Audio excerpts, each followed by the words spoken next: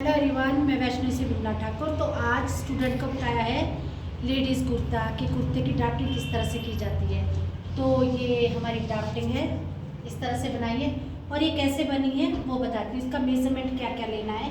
तो हमने सबसे पहले मेज़रमेंट जो इसका लिया है वो है तीरा 14 लिया है, चेस्ट ली है 32, लेंथ ली है 38, कंधे से कमर 14.5, कमर 28, हिप 36, बाजू की लंबाई 20, बाजू की मोहरी 10, आगे का गला 7, बैक गला 5। तो इन चीज़ों की हमें मेजरमेंट की जरूरत होगी।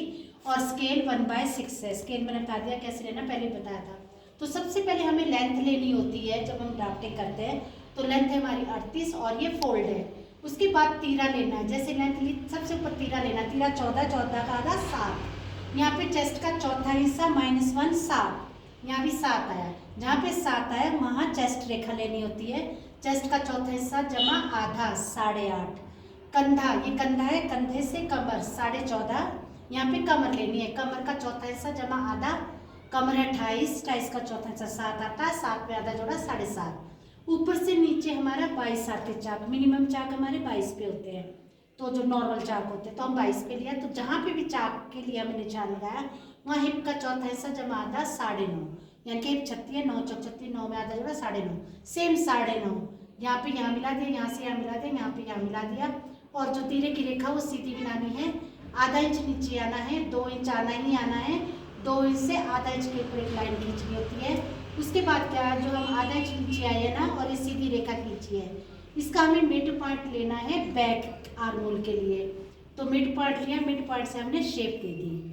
आगे के लिए हमें क्या करना होता है, जितना भी हमारा ये बचा हुआ होता है, जैसे 7 था ये तो आधा चला गया, 6.5 बचा, 6.5 का तीसरा हिस्सा निकालना है। तो ये आया था हमारा 2.1।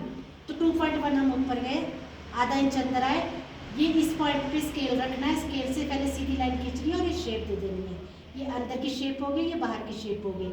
यहाँ पे गला मैंने चौड़ाई 3 इंच ली है और गले की लंबाई बैक गला 5 इंच और फ्रंट गला 7 इंच ली लिया मैंने। तो ये तो था हमारा सूट की ड्राफ्टिंग, जो अच्छे से समझ आ गई होगी। अब बनाते हैं बाजू। बाजू में हमारी लेंथ है 20, तो मैंने यहाँ पे ये 20 इंच लेंथ ली है और ये फोल्ड है, यहाँ से फोल्ड है। अब क्या करना है, जो हमारी चौड़ाई होती है ना, हम जितना ऊपर से नीचे आते हैं 7 इंच, तो यहाँ पे ये आधा इंच एक्स्ट्रा हो जाता है 7.5। यहाँ पे भी 7.5, ये बॉक्स बन जाएगा।